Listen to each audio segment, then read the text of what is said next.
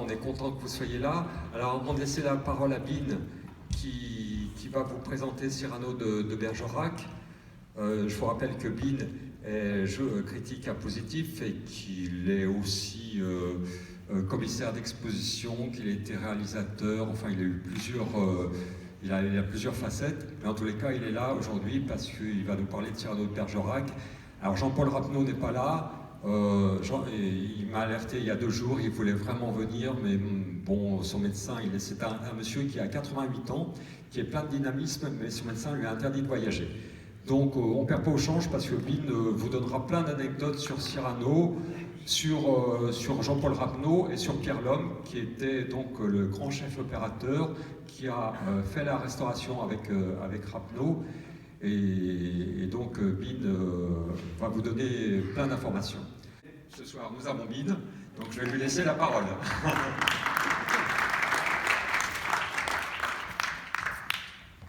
Alors, c'est vrai que Jean-Paul Rapneau, il m'a laissé un nombre incalculable de messages.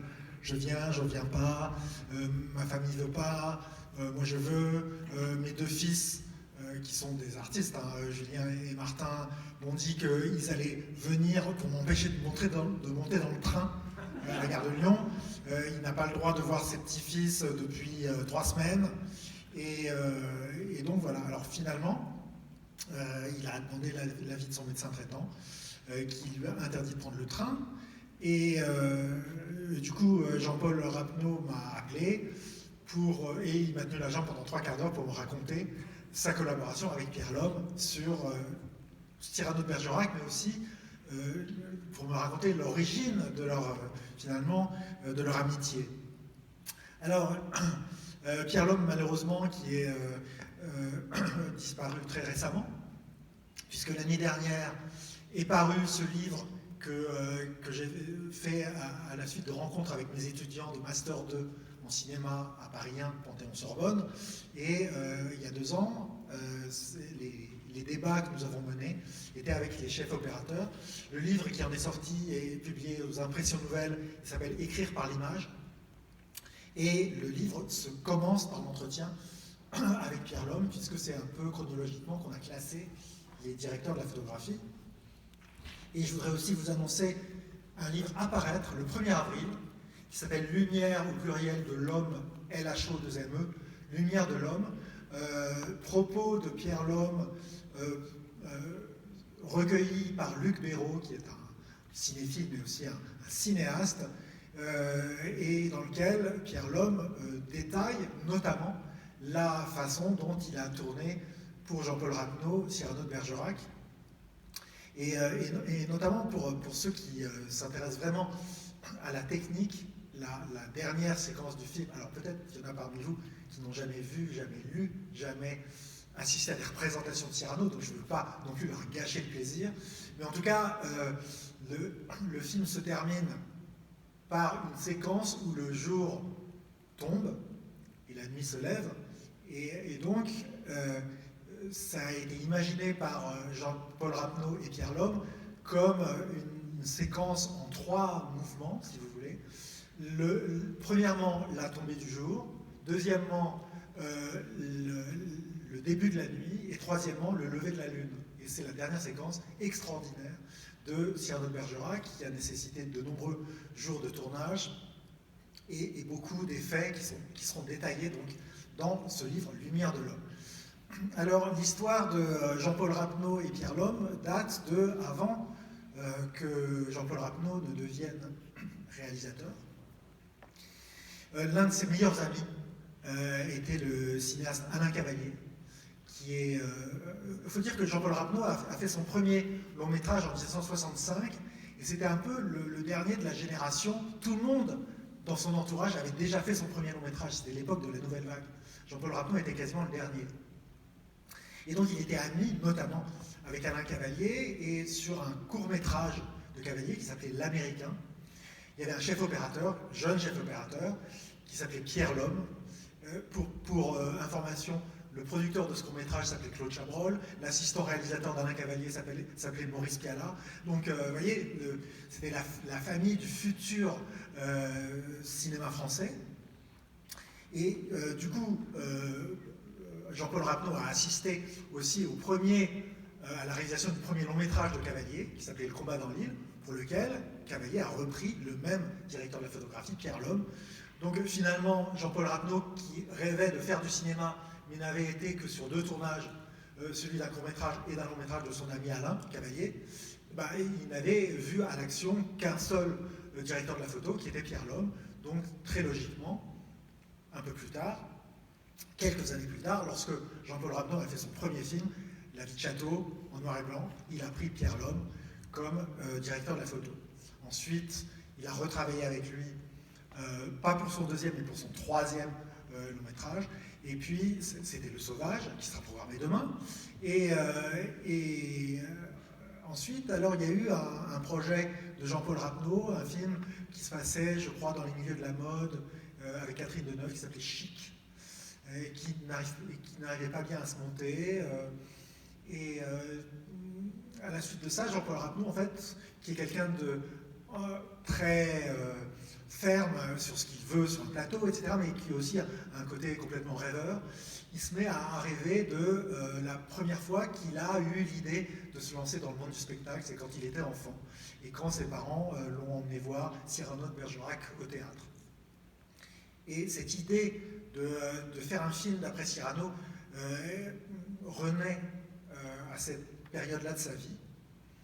Au même moment, Gérard Depardieu, qui est la star numéro 1 du cinéma français, est à la recherche d'un projet et entend parler d'un éventuel film d'après Cyrano de Bergerac par Jean-Paul Rapneau. Et c'est comme ça que va se faire va se monter le projet, qui au départ doit être une production Gaumont, produite par Alain Poiré, qui est le premier producteur français en termes de commerciaux, mais qui ne croit pas du tout à une adaptation d'une pièce de théâtre en alexandrin. Et d'ailleurs, tout l'entourage de Jean-Paul Rapneau et tous ses amis essaient de le dissuader, y compris les 2 fils qui l'ont empêché de venir à Châlons. À l'époque, ils étaient petits, et rien qu'à l'idée de faire un film où les gens parlent en vers, en alexandrin, on lui disait, mais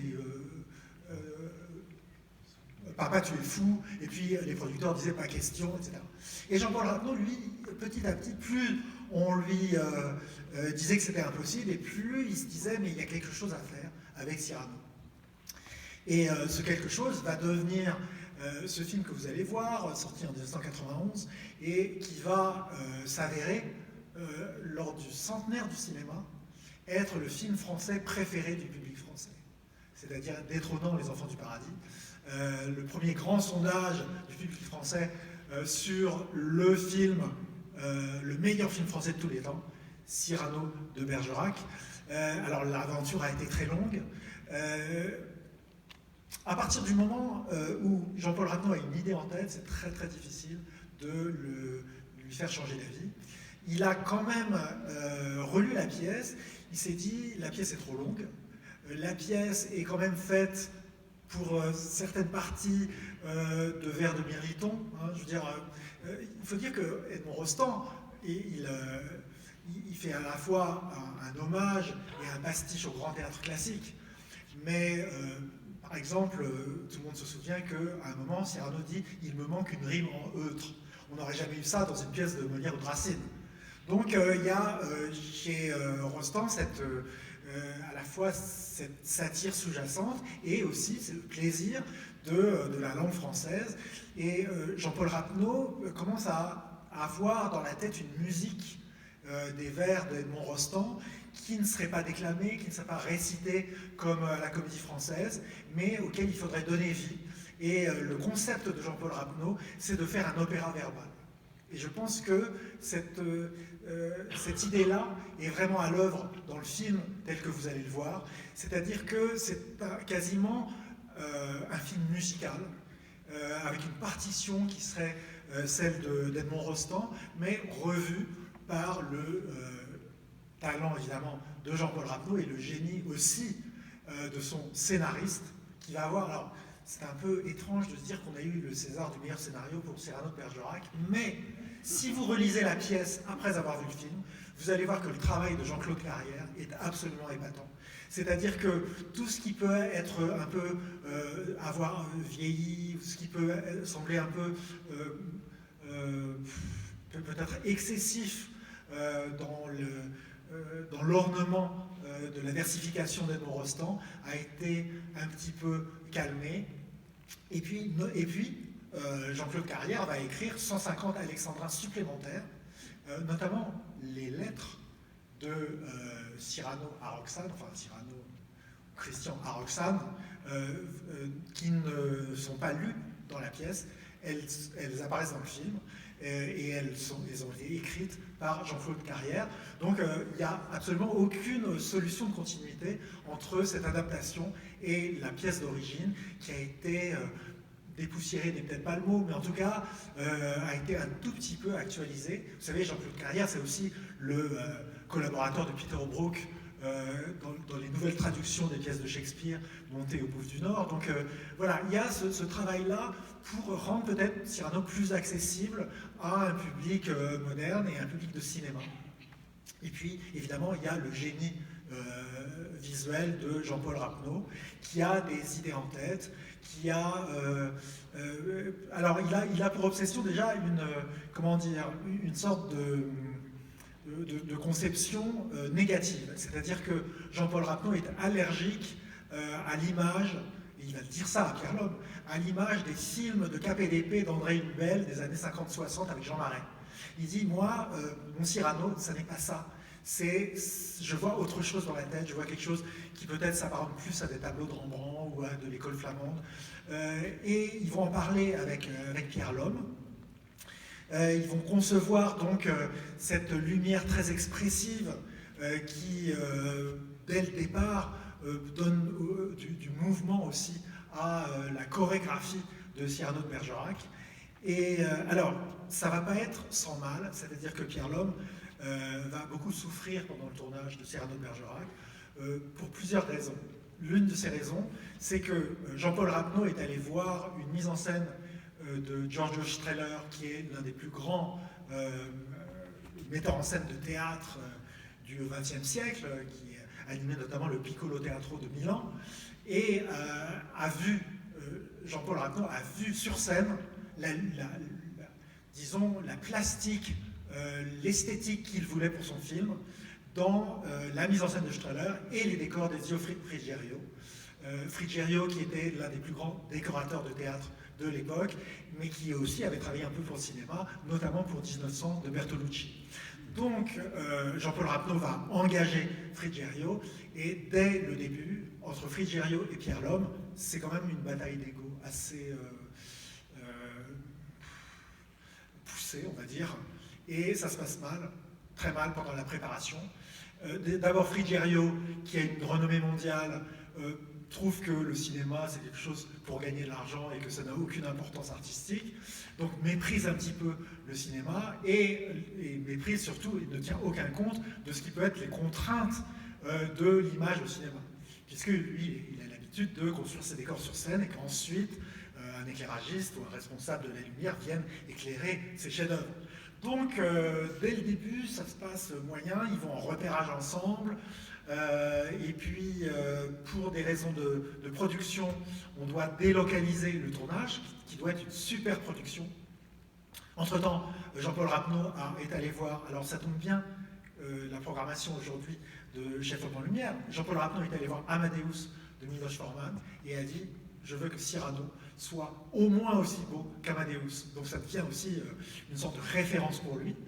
Et donc, alors ils vont en repérage, ils vont en Espagne notamment, à un moment pour visiter des studios, et puis Jean-Paul Rapneau et Pierre Lhomme disent « Ah ben, on pourrait peut-être aller au Prado pour voir les tableaux qui pourraient nous inspirer », et Frigerio, le décorateur, leur interdit, leur dit « Non, non, n'allez pas au Prado, je n'y ai pas non plus, le style visuel du film, on le trouvera nous-mêmes ». Donc voilà, il est quand même assez autoritaire. Ensuite, ils vont en Hongrie, et finalement le tournage en studio aura lieu en Hongrie, Ils vont visiter plusieurs studios. Alors, Pierre Lhomme, déjà, doit se faire à l'idée qu'en tant que chef opérateur, il va devoir travailler avec une équipe hongroise. Il arrive quand même à imposer à la production, qui entre-temps a changé, ce n'est plus la Gaumont, c'est devenu Hachette Première, René Klettmann, avec en coproduction de Michel Sédou. Donc, il convainc quand même la production de faire venir son chef électricien, qui aurait dû être parmi nous ce soir. Mais par contre, tout le reste de l'équipe, énorme de l'équipe image, sera recruté en Hongrie. Bon, ça, c'est une première chose, mais ça n'est rien en comparaison avec les conflits qui animent déjà d'emblée le chef décorateur, Enzo Frigerio, et le directeur de la photo, Pierre Lhomme. Ça, ce ne sera pas dans le livre, c'est Jean-Paul Rapneau qui m'a raconté. Alors, ils vont, et Rapneau avec Frigerio, ils se montent un peu le bourrichon, ils voient un studio, et puis pour le théâtre de Bourgogne, des premières scènes, ils disent « Ah mais il faut qu'on... Au départ, ça doit être tel que c'est décrit, je crois, par Edmond Rostand, un théâtre assez petit, et puis à mesure qu'il parle avec son décorateur, c'est de plus en plus grand, et puis de plus en plus grand, et puis ça devient une sorte d'immense théâtre carré, enfin, sorte de, sur le modèle des églises basques, enfin, voilà. Et Pierre Lhomme assiste à ces conversations avec effroi. Et jusqu'au moment où, à un moment donné, donc il décide du studio où ils vont tourner, et le décor doit être tellement grand qu'il n'y a aucun espace qui est laissé entre la feuille de décor, c'est-à-dire voilà, la construction du décor, et le mur. Donc aucune place pour mettre des projecteurs. Et en plus, Frigerio convainc Rapneau que ce décor, il faut aussi construire le plafond, parce qu'il doit vraiment être très imposant. Donc aucune place non plus au plafond pour mettre les lumières. Donc, et Pierre Lhomme, dans ce cas-là, pense qu'il va devenir fou, il se révolte, il dit mais c'est n'importe quoi.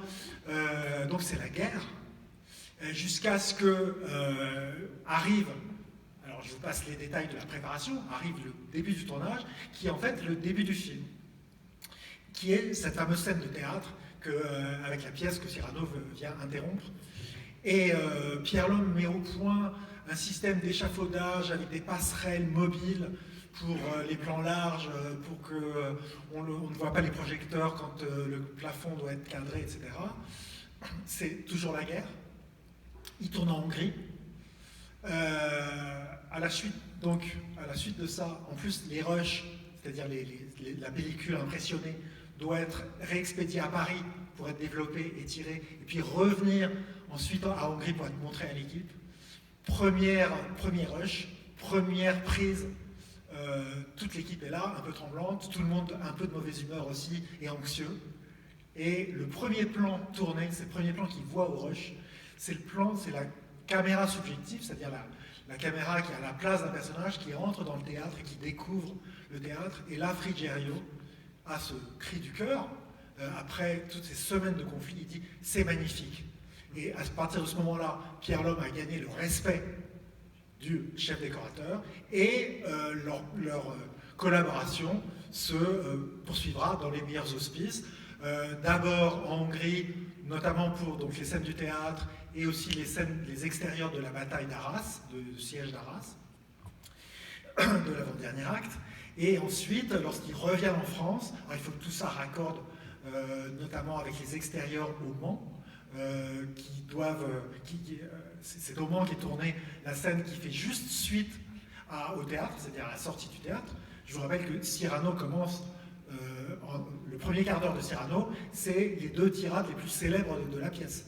Donc, et à partir de ces 20 minutes-là, ensuite, on va être basculé, selon les séquences, en Hongrie ou où on revient en France. Il y a des décors en Hongrie qui ont brûlé, qu'il faut refaire en France. Entre-temps, Pierre Lhomme s'est cassé la cheville et il passe une partie du tournage dans un fauteuil roulant. Enfin, c'est vraiment une odyssée, ce tournage, qui va se terminer à l'abbaye de Fontenay, dans votre belle région. Donc, voilà comment cette aventure folle de Cyrano, avec ce Depardieu fabuleux, qui, voilà, et qui, comme tous ses partenaires, pas récite, mais ni déclame, mais en tout cas dit les vers d'Edmond Rostand comme ils n'ont jamais été entendus avant. Une nouvelle venue, Anne Brochet, qui est toute débutante, qui joue le rôle de Roxane, et un triomphe international, les Oscars, le Festival de Cannes, les récompenses dans le monde entier, le succès planétaire.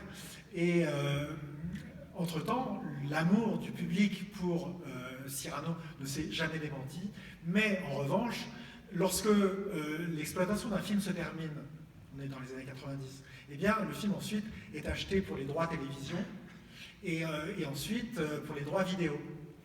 Et Cyrano va être réétalonné pour la télévision, notamment en éclaircissant beaucoup l'image, ce qui va rendre malade à nouveau Pierre Lhomme et Jean-Paul Rapneau, jusqu'à la restauration numérique qui est toute récente, puisque en raison des droits, enfin, c'est très cher de restaurer image par image, de scanner un film, et bien l'original de Cyrano soit enfin restitué dans la version que vous allez voir ce soir, en plus sur grand écran, le son aussi a été restauré. Donc voilà, c'est pour ça que Jean-Paul Rapneau regrette vraiment de ne pas être venu le présenter avec moi ce soir. Le film a été montré en version restaurée à Cannes Classique et Jean-Paul Rapneau et Pierre Lhomme assistaient à la projection et ont retrouvé leur Cyrano. Donc je vous propose de le retrouver avec vous ce soir. Place donc au générique de début, la musique de Jean-Claude Petit, Cyrano de Bergerac, un chef-d'œuvre qu'on ne se lasse pas de voir et de revoir. Et n'ayez pas peur de sortir votre mouchoir à la fin, ce ne sera pas pour tousser et éviter le virus, mais c'est parce que tout le monde a envie de sortir son mouchoir à la fin de Cyrano de Bergerac. Bonne projection et merci au Festival Chef au Grand Luxe.